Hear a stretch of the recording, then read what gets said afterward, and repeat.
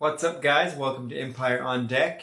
I am Roman Gennaro, and let's get right to Monday's action. After avoiding the sweep against Atlanta on Sunday, the Kansas City Royals got into the win column for the second day in a row, beating the Minnesota Twins 3-1, behind homers by both Kyle Isbell and Isaac Collins.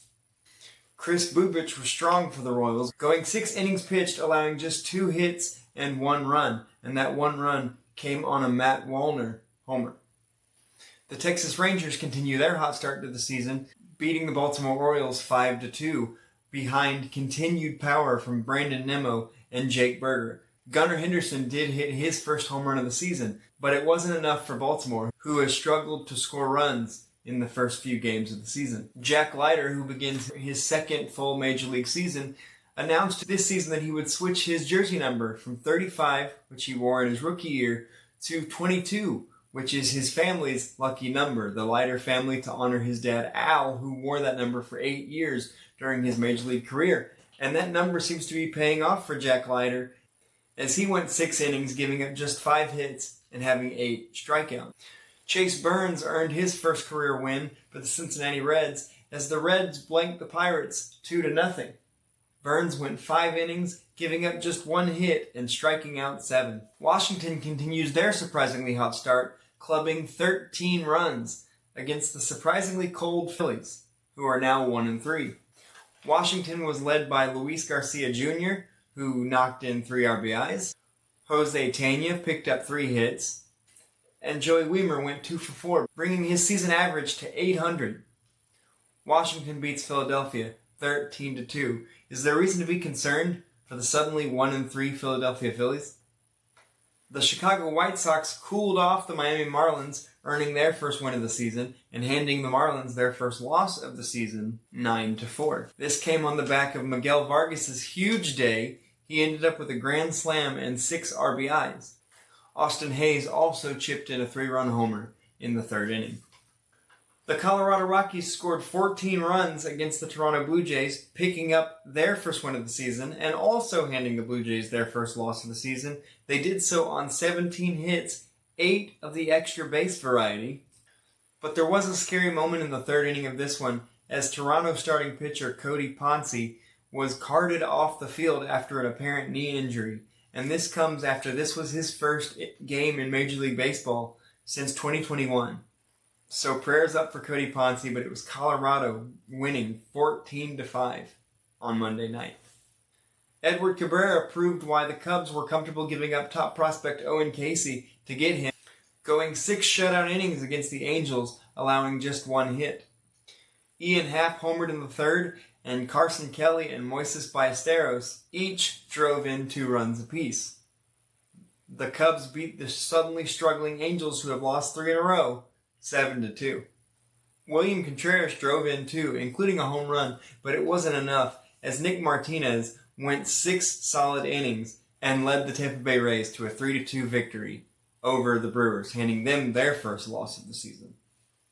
In the series opener between the New York Mets and St. Louis Cardinals, newcomer Bo Bichette drives in 2, Clay Holmes fans 5, and the previously hot St. Louis Cardinals have suddenly cooled off, losing their last 2 to even their record at 2-2. Speaking of teams getting hot, the Houston Astros won again, scoring 8 runs on Monday to beat the Boston Red Sox 8-1. Jose Altuve went 4 for 4 with 2 home runs. Yordan Alvarez also hit a homer and drove in 2 runs. And Lance McCullers went 7 innings, allowing just 1 run and K-ing 9.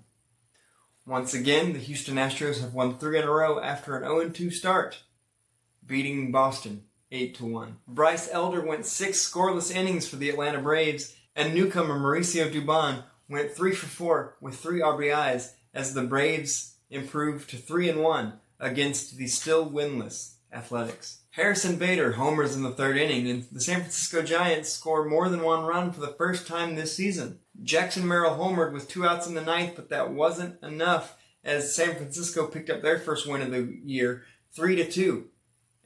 And San Diego managed just 3 hits, falling to 1-3. Which begs the question, what is wrong with the San Diego Padres? Luis Castillo goes 6 innings of 2-hit ball with 7 Ks, And Cal Raleigh walks it off with a single in the ninth as the Seattle Mariners win a low-scoring affair 2-1 against the New York Yankees, handing them their first loss of the season. Parker Messick, one of my favorite young pitchers in Major League Baseball, goes 6 shutout innings against the Los Angeles Dodgers. Stephen Kwan went 3 for 5 with an RBI, and Daniel Schneemann added a 2-run double in the 7th, and it was the Cleveland Guardians that handed the Los Angeles Dodgers their first loss of the season, 4-2. And last but not least for Monday's action, the Arizona Diamondbacks jumped out to an 8-0 lead on Justin Verlander and the Detroit Tigers. It was Verlander's first start back in Detroit in 8 years, and he did not make it out of the fourth, going just 3 2/3. Corbin Carroll went 2 for 4 with a home run and a triple with 4 RBI. And Diamondback starter Michael Soroka had one of his best starts in years as he went 5 innings, allowing just 4 hits and tying his career high with 10 strikeouts. We haven't seen Soroka look like this since his early days with the Braves before his double Achilles tear. In his first year and a half, it looked like he was going to be one of the best pitchers in baseball. But after those Achilles injuries, he never quite looked the same. He bounced around from team to team, couldn't quite find the right role. So it's great to see Soroka having an incredible start against the Detroit Tigers. His start also included an immaculate inning, which I believe was in the 5th. So another great stat for Michael Soroka. It looked like disaster might strike for Arizona again, as thanks to their series against the Dodgers, they had led all 3 games this season and yet found themselves 0-3. And it looked like it could happen again as Detroit scored 6 runs in the 7th to close the once 8-0 game to 8-6. But it was Ildemaro Vargas that added an insurance run in the late innings to ensure that Arizona would pick up their first win. Arizona won this one 9-6. That is all the action from Monday, and with Monday's action, there are officially no more undefeated teams in Major League Baseball. There is still one winless team, and that is the Athletics. Although I don't imagine that will last too much longer because I do believe this Athletics offense is just going to be too good to be that bad. I think they're going to be competitive for much of the season, but this is a pretty young offense, so it might just take some time. I don't think they're going to be a playoff team this year, but I definitely think they're going to be competitive, so I think their offense is going to be just fine. Like I said, that's all the action for Monday, so until Tuesday's action, I am Roman Gennaro for Empire on Deck, a show within a show on Empire Sports Talk, and I'll see you on the next one.